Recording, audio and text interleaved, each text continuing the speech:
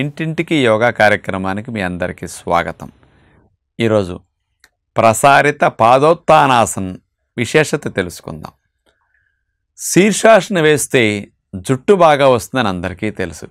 మన ఋషులు శీర్షాసనాన్ని ఎన్నో నిమిషాల పాటు వేయటం వల్ల చనిపోయే వరకు కూడా జుట్టు ఓడకుండా ఒత్తుగా ఉండటానికి, జుట్టు కుదుళ్ళు దృఢపడటానికి శీర్షాసనం వేసేవారు. మరి ఈ రోజుల్లో అది చాలా కష్టం కదా.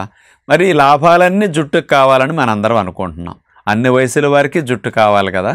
అలాంటి వారు శీర్షాసనం వేయలేకపోయినా ఇప్పుడు చూపించబోయే ఈ ప్రసారిత పాదోత్తానాసనం చేయగలిగితే తల భాగానికి, జుట్టు కుదుళ్ళకి బ్లడ్ సప్లై శీర్షాసనంలో వెళ్ళినంత బాగా వెళుతుంది.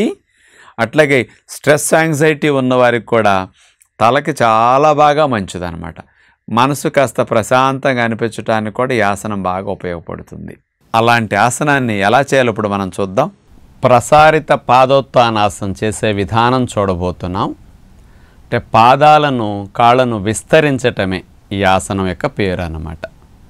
ముందుగా మనం అట్లా లైన్గా నుంచున్న తర్వాత కుడి కాల్ని వెడల్పుగా పెట్టి కాళ్ళను విస్తరిస్తాం. అంటే బాగా పంగ చాపటం అంటారు కదా, అలా ఎంతవరకు వెళ్ళగలిగితే అంతవరకు వెళ్ళిన తర్వాత చేతులు నడుము మీద పెట్టుకున్నట్లా ఉండి మెల్లగా చేతుల్ని ముందుకు అట్లా స్ట్రైట్గా చాపండి. అరిచేతులతో సహా అట్లా చాపి నడుముని గాలి వదిలేస్తూ మీరు బెండ్ చేసుకుంటూ చేతులు నేల కానిన తర్వాత మీరు కాళ్ళని ఇంకెంత విస్తరించగలిగితే ఆ సపోర్ట్తో అంత విస్తరించవచ్చు అన్నమాట. కాళ్ళను పూర్తిగా విస్తరించిన తర్వాత చేతుల్ని మనం అట్లా నేళ్ళకి ఆనించేసి అరిచేతుల్ని తల భాగంలో ముఖ్యంగా మాడు ప్రదేశాన్ని నేలకు అట్లా ఆనిచ్చి శరీరం బరువు అంతా కూడా తల మీదేం పడదు, చేతుల మీద కాళ్ళ మీదే ఉంటుంది. బ్యాలెన్స్ కోసం ఊరికే తల సపోర్ట్ అట్లా ఇస్తామే తప్ప ఏమి ఇబ్బంది ఉండదు. ఇలాంటి స్థితిలో ఉండగలిగినంతసేపు అట్లా ఉంటాం మనం. ఒక 2 నిమిషాలు, 4 నిమిషాలు, 5 నిమిషాలు కూడా అట్లా ఉండొచ్చు అనమాట. తలకి రక్త ప్రసరణ బాగా జరుగుతుంది. ఛాతీ భాగానికి, మరి ఈ భాగాలకి ముఖ్యంగా ఉదర భాగాలకి బాగా రక్త ప్రసరణ జరగటానికి అవకాశాలు ఉంటాయన్నమాట. ఇక ఉండగలిగినంతసేపు అట్లా ఉన్న తర్వాత మెల్లగా మళ్ళీ సాధారణ స్థితికి రావటానికి మనం చేతుల మీద తలను, ఛాతీని పైకి లేపి కాళ్ళను మెల్లగా దగ్గరకు తీసుకొచ్చి ఇక నమస్కార ముద్ర అట్లా చేతులు పెట్టి నడుముకు పెట్టేసి ఇక 2 కాళ్ళను దగ్గర చేస్తాం. ఇక నిటారుగా ఉంటాం, రిలాక్స్ అవుతాం అన్నమాట.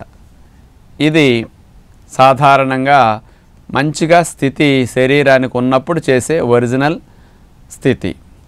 తల పూర్తిగా నేల కాంటలేదు అనుకునే వారి కోసం సులువైన పద్ధతి మరొకటి చూపిస్తాం.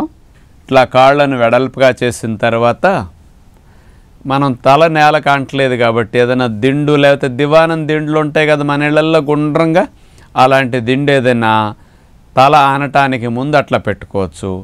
లేదా ఇంట్లో పల్లెటూళ్ళు అయితే ఇటుకలు ఉంటాయి, ఏదన్నా అలాంటిది ఏదైనా ఎత్తు భాగం ఏదన్నా పెట్టేసుకుని దాని మీద తల ఆనిచ్చేసేయచ్చు అనమాట.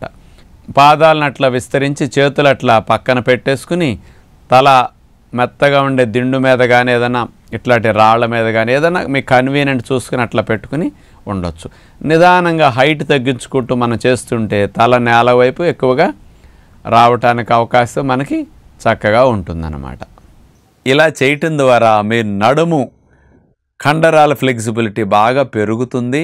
ఇప్పుడు చెప్పిన తలకి జుట్టు ఫలితాలతో పాటు వీటిని కూడా మనం వ్యాసనం ద్వారా పొందవచ్చు అన్నమాట. ఒట్టిగో సమస్య ఉన్నవారు కానీ, స్లిప్ డిస్క్ సమస్య ఉన్నవారు ఈ ఆసనాన్ని చేయటం మానేస్తే మంచిది. నమస్కారం.